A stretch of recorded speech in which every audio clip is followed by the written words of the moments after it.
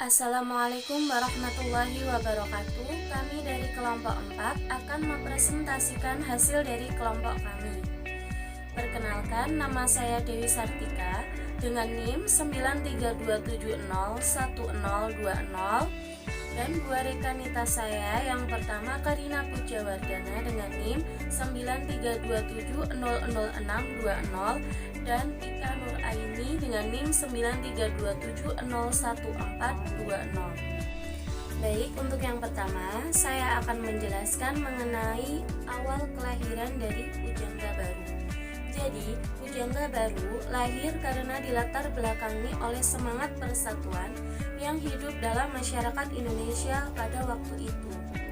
Semangat ini dipelopori oleh kaum pemuda yang pada tanggal 28 Oktober tahun 1928 telah mencetuskan Sumpah Pemuda. Ikrar Sumpah Pemuda mempengaruhi banyak bidang pergerakan, misalnya dalam pergerakan berbagai bidang sosial, bidang pendidikan, bidang budaya, dan lain sebagainya. Pujangga Baru adalah salah satu gerakan dalam bidang kebudayaan yang di dalamnya terdapat sastra. Selain itu, Pujangga Baru adalah salah satu majalah yang memuat karya sastra secara khusus pada waktu itu. Majalah Pujangga Baru ini bertujuan untuk membawa atau menyebarkan semangat baru dalam lapangan kesusastraan, kesenian, kebudayaan, dan sosial yang tujuan akhirnya adalah terbentuknya persatuan bangsa. Ada beberapa semboyan-semboyan Pujangga Baru yang mengalami perubahan, yaitu 1. Menuju dan berjuang memajukan kesusastraan baru mulai pada tahun 1933. 2. Membawa semangat baru dalam kesusastraan, seni, kebudayaan, dan soal masyarakat umum pada tahun 1935. 3. Membimbing semangat baru yang dinamis untuk membentuk kebudayaan baru, kebudayaan persatuan Indonesia, mulai tahun 1936. Kemudian, mulai tahun 1933 sampai 1935, Pujangga Baru dipimpin oleh Armin Pane, Sultan Takdir Ali Syabana, dan Mr. Sumanang. Mulai tahun 1935 sampai 1938, Pujangga Baru dipimpin oleh Sugiyarti, Mr. Amis Syarifuddin, Mr. S. Muhammad Syah, Mr. Sumanang, Dr. N.G. Purbajakara, dan Sultan Takdir Ali Syabana. Sekretaris redaksi dipegang oleh Mr. S. Muhammad Syah pada tahun 1936 sampai 1937. Dipegang oleh Armin Pane pada tahun 1937 sampai 1938. Dan W.J.S. Purwodarminto pada akhir tahun 1938 sampai pertengahan tahun 1940 dan lain-lain. Selanjutnya saya akan menjelaskan mengenai B. Pujangga Baru sebagai nama angkatan. Pujangga Baru memiliki karakteristik khusus yang berbeda-beda dari angkatan Balai Pustaka angkatan pendahulunya. Karena karakteristiknya ini, Pujangga Baru dimasukkan dalam periode tersendiri dalam sejarah sastra Indonesia. Angkatan ini disebut angkatan 30-an karena lahir tahun 30-an. C. Pengaruh-pengaruh yang terdapat dalam angkatan Pujangga Baru. 1. Pengaruh dari Belanda. Dipengaruhi angkatan 1880 dari Belanda oleh The Textiger. Syair-syair ini bersifat lirik romantik dan pada umumnya berbentuk soneta. Pengaruh-pengaruh tersebut tampak jelas pada karya Sultan Takdir Ali Syabana, Armin Pane, dan C.E. Tantenken. 2. Pengaruh India, Persia, dan Jawa. Pengaruh ini nampak pada karya-karya Sanusi, Pane, dan Amir Hamzah. D. Angkatan Pujangga Baru dan pelopornya. Sebuah angkatan sastra dilatar belakangi ide yang merupakan antitesis dari ide sebelumnya. Hal ini terjadi pada Pujangga Baru. Pujangga Baru dipelopori oleh 4 orang tokoh, yaitu Sultan Takdir Ali Syabana, Sanusi Pane, Armin Pane, dan Amir Hamzah. Konsepsi pujangga baru dalam beberapa bidang. Meskipun berada dalam satu angkatan dan media yang sama, ide dasar dari keempat tokoh-tokoh pujangga baru tidak lama.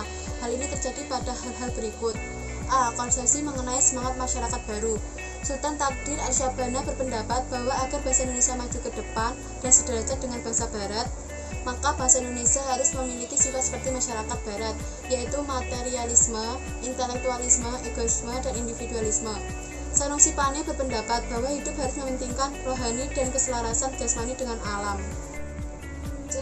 Konsepsi mengenai kebudayaan Indonesia baru. 1. Sultan Takdir Arsyabana berpendapat bahwa kebudayaan Indonesia harus lahir dari semangat keindonesiaan. 2. Sanusi Pane berpendapat kebudayaan harus bersendikan kebudayaan lama dari timur yang diramu dengan kebudayaan maju dari barat. D. Konsepsi mengenai seni. 1. Sultan Takdir Arsyabana dengan tegas bersemboyan seni untuk masyarakat dan menolak semboyan seni untuk seni. 2. Sanusi Pane lebih cenderung pada seni untuk seni atau art for art. Akan tetapi secara umum semboyan pujangga baru adalah seni untuk masyarakat. E. Konsepsi mengenai kesusastraan baru. Dalam hal ini, semua tokoh dalam pujangga baru sependapat bahwa kesusastraan Indonesia baru harus memancarkan jiwa yang dinamis, individualisme, dan tidak menghiraukan tradisi yang menghambat kemajuan. Saya akan menambahkan sedikit mengenai karakteristik sastra pujangga baru. Karya-karya angkatan pujangga baru meliputi genre sastra. Karya-karya tersebut meliputi puisi, prosa, drama, esai, dan kritik. Namun, di sini kita akan membahas 3, yaitu prosa, drama, dan puisi. Karakteristik puisi-puisi pujangga baru dibagi menjadi 2 unsur, yaitu estetik dan ekstra estetik. Unsur estetik puisi pujangga baru sebagai berikut. Yang pertama, puisi mulai meninggalkan konvensi puisi lama, pantun, dan syair. Namun, gaya lama tetap digunakan. Yang kedua, puisi jenis soneta mulai dikenal dan ditulis. Yang ketiga, puisi jenis balada tidak terlalu signifikan. Yang keempat, pilihan kata-kata diwarnai dengan indah. Yang kelima, bahasa kiasan utama adalah perbandingan. Yang keenam, bentuknya simetris, ada periodisitas dari awal sampai akhir saja. Yang ketujuh, gaya ekspresi yaitu aliran romantik. Yang kedelapan, gaya sajak diafan atau polos. Hubungan antara kalimat jelas, kata-katanya serebral dan tidak ambigu. Yang kesembilan, sarana utama kepuitisan yaitu persajakan. Dan selanjutnya adalah prosa. Prosa pujangga baru terdiri atas roman, novel, dan cerpen. Pada masa ini, roman dan novel dianggap sama karena keduanya adalah prosa panjang yang tidak terlalu beda struktur. Unsur estetika sebagai berikut. Yang pertama, alur lurus. Yang kedua, teknik perwatakan dengan watak bulat. Yang ketiga, tidak banyak digresi. Yang keempat, pusat pengisahan dengan orang ketiga objektif. Yang kelima, gaya romantik. Yang keenam, bahasa yang digunakan adalah bahasa Indonesia. Bahasa pujangga baru juga memasukkan bahasa daerah lain dari seluruh Indonesia. Yang ketujuh, gaya bahasa tidak menggunakan perumpamaan klis. Yang kedelapan, tidak lagi menyintir peribahasa. Unsur ekstra estetik puisi pujangga baru sebagai berikut. Yang pertama, masalahnya bersangkutan dengan kehidupan masyarakat kota. Yang kedua, diwarnai ide nasionalisme dan cita-cita kebangsaan. Yang ketiga, bersifat didaktis. Yang keempat, bersifat romantis idealistis. Dan selanjutnya adalah drama. Drama pujangga baru tidak begitu dominan. Drama pada zaman ini bertema tentang kebesaran sejarah Indonesia yang sesuai dengan gerakan pujangga baru yang memperjuangkan rasa kebangsaan Indonesia. Dalam Pujangga Baru terdapat tokoh-tokoh yang sangat berperan. Tokoh-tokoh tersebut tersusun sebagai berikut. 1. A. Hashimi, 2. A.M. Daeng Wijala, 3. Amir Hamzah, 4.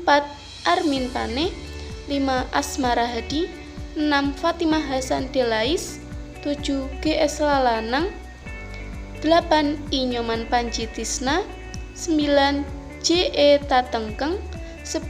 Jusuf Sow, 11. Lawrence Koster Bohang, 12. M.D. Yati, 13. M.I. Nasution, 14. M. Taslim Ali, 15. Marius Ramisdayoh, 16. Moyasa, 17. Muhammad Yamin, 18. N. Adil, 19. O.R. Mandang, 20. RD, 21. Rifai Ali, 22. Rustam Effendi, 23. S. Yudo, 24. Samadi, 25. Sanusi Pane, 26. Suman HS, 27. Sultan Takdir Ali Syahbana, 28. Sutomo Jauhar Arifin, dan yang terakhir 29 adalah Yogi atau Abdul Rifai.